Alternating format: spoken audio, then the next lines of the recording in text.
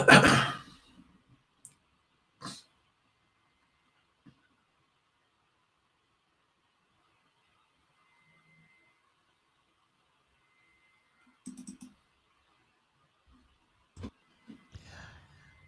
this is your first time here, if you've never done it, come all the way over here to the right here where it says follow, click follow, and click see first, and then click the little bell. Click that bell, click all. You'll see it's a little ding in there, and then you'll get updates every day.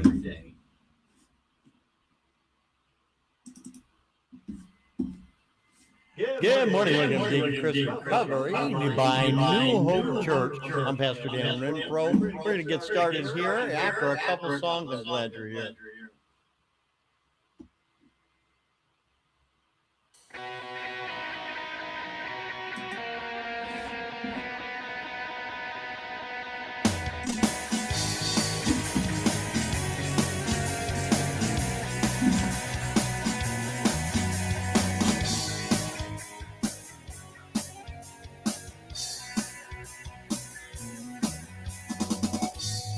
Love explode and bring the dead to life. The love so bold to see a revolution somehow.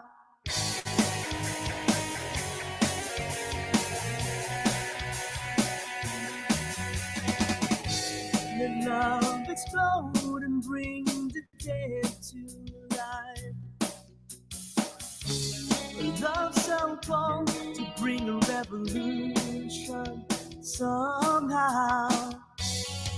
Now I'm lost in your freedom, and this world I'll overcome. My God's not dead, he's surely alive. He's living on the inside, roaring like a lion. God's not dead, he's surely alive. He's living on the inside, roaring like a lion. He's roaring like a lion. Let hope arise and make the darkness hide. Faith is dead, I need the resurrection somehow. Now I'm lost in your freedom. In this world I'll overcome.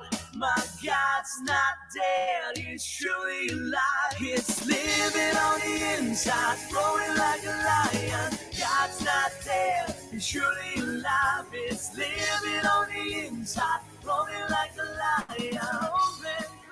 He's roaring like a lion. He's roaring.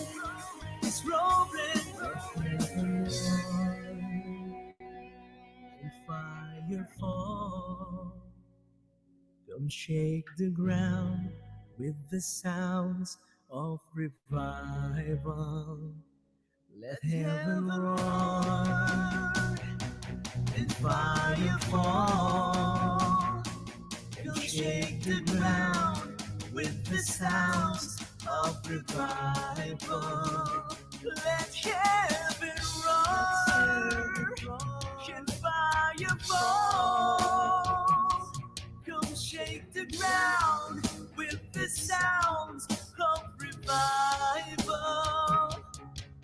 My God's not dead, he's surely alive. He's living on the inside, roaring like a lion. God's not dead, he's surely alive. He's living on the inside, roaring like a lion. God's not dead, he's surely alive. He's living on the inside, roaring like a lion. God's not dead, he's surely alive. He's living on the inside, roaring like a lion. He's roaring like a lion.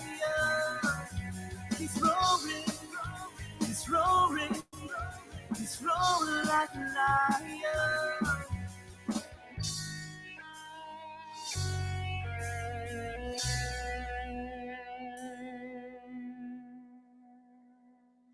Wow, is this guy talented or what?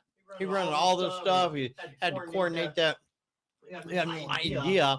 Just trying to get the sound coordinated on here is crazy. Can you imagine trying to sync all four of those videos up? I really, when you do the opening video. Hey, welcome. Glad you're here today. Trivia is next. I want to remind you every night at 8 o'clock, Pastor Jeff does an incredible job with trivia. Him and his executive producer, Emma Cartwright. He and his daughter put on this thing every night. It's so much fun. You win candy bars. It's pretty informative, too. Last night, I thought I was a rock hero, and I thought I knew everything about rock and roll. And he was telling us things that I had no clue about, puts a little information with the trivia, and it's really, really fun.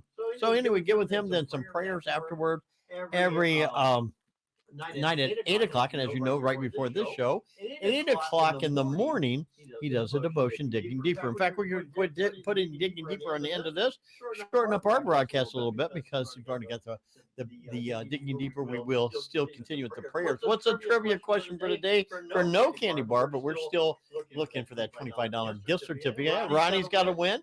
Kat's got a win. Debbie's got a win. And Mike R. Mike's got 2 wins. Today, the question is very simple. In the beginning, how many disciples were there? In the beginning, how many disciples were there? Coming up, let's pick any date and time. By the time of the resurrection, how many disciples were there? Simple question. Put your answer in here. 10, 9, 8, 7, 6, 5, 4, 3, 2, 1. Typing in here. And we'll take a look and see who wins. And let's listen to Ronnie and Amanda. Hello, everyone. My name is Ronnie, grateful believer in Jesus Christ, walking in recovery from self. Hi, I'm Amanda. I'm a great believer in Jesus, and I am healing from drugs, alcohol, physical and mental abuse, and codependency. We're going to talk about how do I ask Christ into my life? And it gives us like a list of questions we could maybe ask ourselves, and we'll discuss it a little bit. And if you feel like it, chime in on the little comments down there. That way we can maybe help you, guide you, or pray for you in this decision making. So how do I ask Christ into my life? Ask yourself these questions. Do I believe Jesus Christ died on the cross for me and showed he has God by coming back to life? He was God by coming back to life. I'm sorry. 1 Corinthians 15:2-4. 2. Accept God's free forgiveness for my sins. Romans 3:22. Switch to God's plan for my life. Mark 1:16-18 and Romans 12:2. And 4. Express my desire to Christ to be the director of my life. Romans 10:9. And these are just like questions you ask yourself, and these are verses that can help you decide and answer these questions. You can just answer them out loud randomly, instantaneously, or you can do the heart work and you can ask the question, go to the verse it suggested, and then answer the question. And I know that has helped me in my decision making. I was a believer at a young age. I went to church as a little girl and was saved about at the age of 8. And then obviously I backslid, and then I recommitted, and I've recommitted maybe 3 or 4 times. It's I think. okay, man. Yeah, as long as you keep Not coming giving back, up. right? Not giving up. Keep coming back. And then it got harder after. Yes, I believe Jesus died on the cross for my sins. And I accepted God's forgiveness for my sins. That's where it got hard for me. Yeah. As a child, I didn't really have that much sin, but as I got older, I created all this hot mess of sin and didn't think I deserved his forgiveness or his grace. So working through it, doing my inventory, and actually understanding that it's free. You don't have to do anything to earn it. His love, his grace, his mercy, it's all free. And to know that, and to know he died on the cross for our sins, like he's already did it, you know. And then to switch to God's plan for my life. To switch to God's plan for my life. Is this instead the of first time you've been sober over a year in your life? well, since I started using Yeah. yeah. And Whose plan have you been working on? God's not mine. I even have a poem I wrote when I first Jesus. got sober. Like I was in rehab and I recommitted at rehab at a Sunday service there.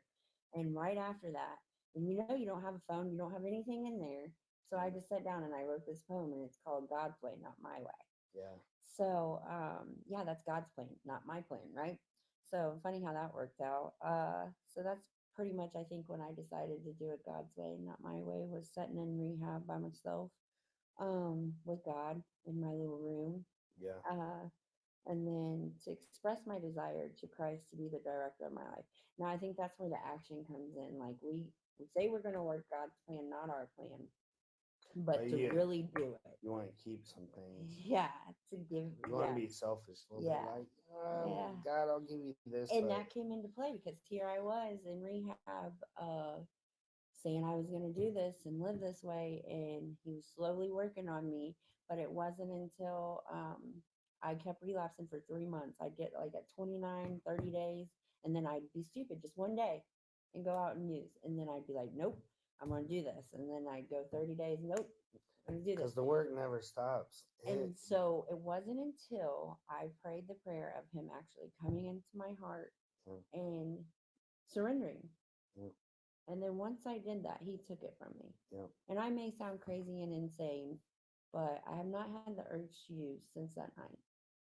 He literally took it from me. Amen. Yeah. The more I give to him, the more he takes it, and the more I don't have that craving or that urge. Like I haven't smoked in 7 days. And I'm telling you, I honestly gave it to him. And each time I get that feeling of anxiety, because I found that it was a coping mechanism. And then, yes, it is an addiction, but I was using it to cope with my fears or anxieties throughout the day. Social skills. Yeah. So when I would get upset or angry with somebody, or I'd get scared or something, I'd always just light up and start smoking instead of dealing with it. So now that so when I get that fear, that anxiety, I'm leaning into God more. I'm going to him. I'm praying. And guess what? I don't have that fear and anxiety, and I don't even crave the cigarette. Amen. So, yeah. One day at a time with everything. Everything, even that. So, with that, I'll pass. Go ahead, Ron. How I did, I'm just talking about my experience.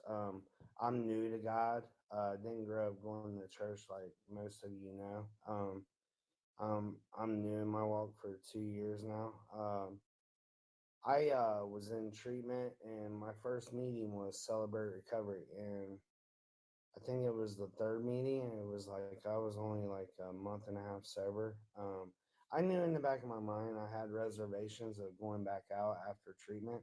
So I was like, man, I got to do something, man. I got to change something. So I asked the Celebrate Recovery leader, I said, can I get baptized? Just to change my mindset, you know? Like, I was doing it from the heart, though. I wasn't doing it for my family. Didn't even come visit me at treatment, that helped me in the long run. Do you feel your baptism was an action? Yeah. Okay. I did too. It was coming from the heart because I wanted God to touch my heart, like fix me, you know what I mean? And because I was just so selfish, I wanted to go back out after my family just seen me overdose in the hospital. You know, that's so selfish. And I tell you what, I would have been one of them people that said, okay, I'm baptized, I'm fixed. I always want the easy way out. And I know I touch on this a lot, but I'm proud of myself because I wanted the easy life. I wanted the money. I wanted everything easy, you know? And after I got baptized, I don't know. I knew it didn't stop there. Like I continue to put in action, like Amanda was talking, continue getting in the Bible, continue getting in devotions. I'm new to devotions at this point. Like after I got baptized, like what in the world? I've been missing something.